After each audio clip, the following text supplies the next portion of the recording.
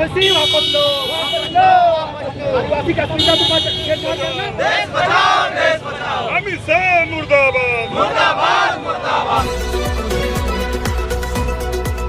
देखिए, सबसे पहले तो मैं बताना चाहूँगा यूसीसी का इस देश में ज़रूरत ही नहीं है। जब ये देश आज़ाद हुआ, लोकतांत्रिक देश है, साथ ही साथ ये धर्मनिरपेक्ष देश है।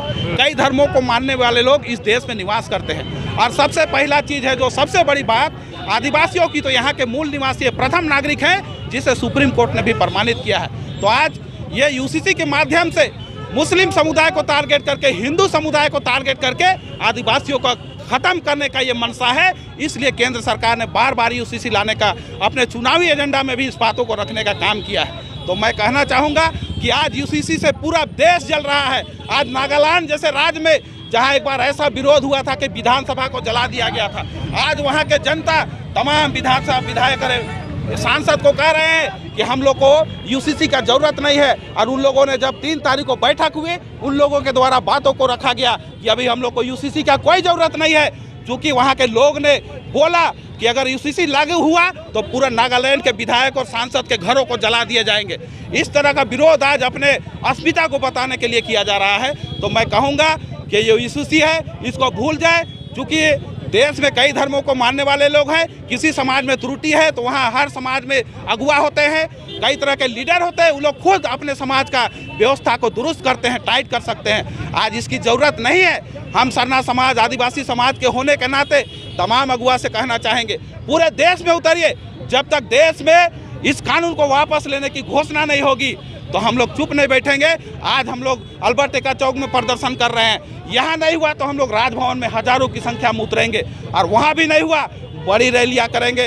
लोकतांत्रिक तरीके से हम लोग आगे बढ़ने का काम करेंगे।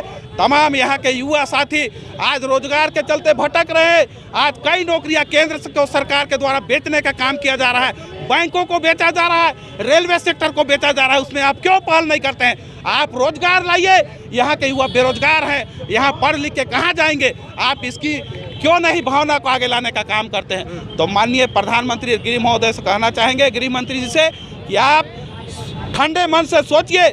आपको यहाँ सत्ता में शासन करने के लिए आए हैं, आप किसी को सताने के लिए नहीं आए हैं। आपका ये विडंबना हम लोग को देखने के लिए नहीं मिलना चाहिए, अन्यथा आपको भी यहाँ से जाने से कोई नहीं रोक सकता है।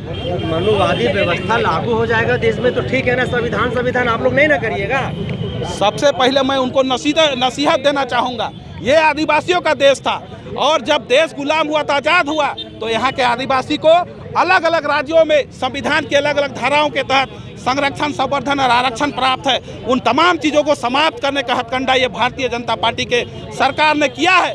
मनुवादी व्यवस्था जिन लोगों के द्वारा लाया जा रहा है, चाहे आरएसएस हो, उनकी मंशा ही है कि यहाँ के आदिवासियों को खत्म कर दो। ये संविधान नहीं चलेगा, संविधान बदलने की बात कर रहे हैं। तो इससे कतई यहाँ के लोग, चाहे आदिवासी हो, चाहे मूलवासी हो, हिंदू भी सहमत नहीं है। सिर्फ चंद लोगों के द्वारा ये आवाज़ उठाई जा रही है, इससे सारे लोग असहमत हैं। यूसीसी लागू होने से आप लोग सम्मान हो जाएंगे, सम्मान हो जाने से शुक्ला आप लोग आदिवासी के ऊपर हिसाब नहीं कर रहा ना, वो बंद हो जाएगा।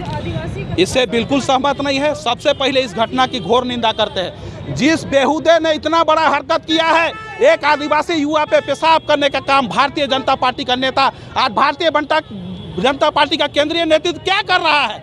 उसको अविलंब फांसी होना चाहिए।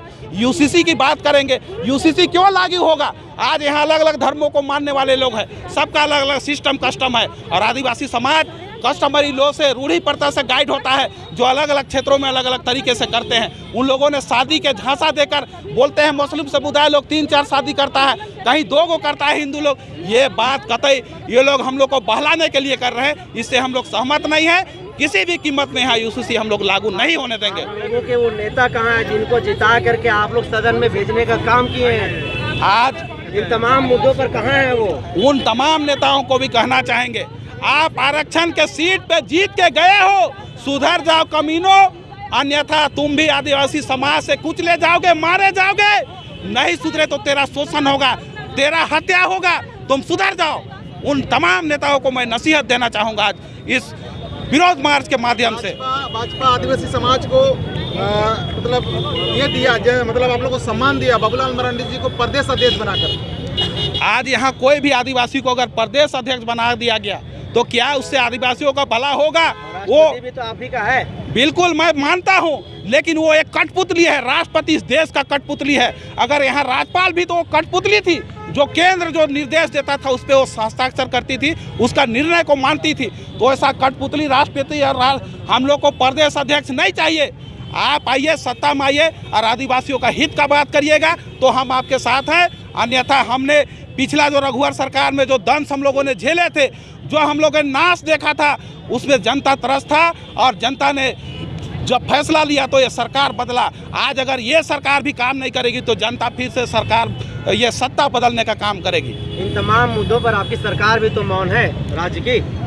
अगर सरकार मौन है तो उसको जनता जगाने का काम करेगा। जनता रघुवर को बदल सकता है तो हेमंत सोरेन भी बदलेगा, इसकी गारंटी देते हैं। गारंटी देते हैं।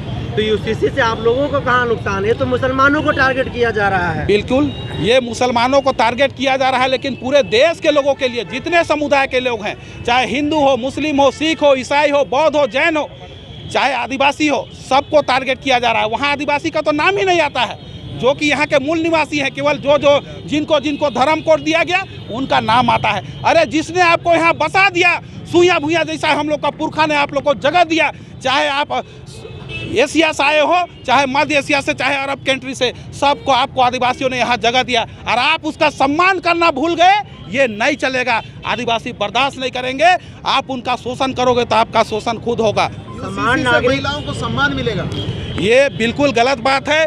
ये अलग अलग समुदाय का अलग अलग व्यवस्था है और हम लोग कतई नहीं मानेंगे। बोल तो मैं पूर्व में ही बोला हूँ कि जिस समुदाय में ये व्यवस्था है, जहाँ महिलाओं को सम्मान नहीं मिल रहा है, तो उस समुदाय के जितने अगुवा लोग हैं, जितना नेता लोग हैं, वो लोग बैठेंगे और उस कानून को, उस कमी को दूर करने का काम करेंगे। नेताजी, समान नागरिक कानून लागू हो जाने से मंदिर में आप भी पूजा करिएगा, पुजारी कहलाइएगा, काहे नाराज हो रहे हैं? मैं इस बात पे कहना चाहूँगा, आदिवासी शुरू से ही प्रकृति पूजक रहा है और आज वैज्ञानिकों ने साबित किया है कि इस देश में ये जो प्रकृति है, जो पर्यावरण है, उसमें अगर कोई संतुलन ला सकता है तो आदिवासी है।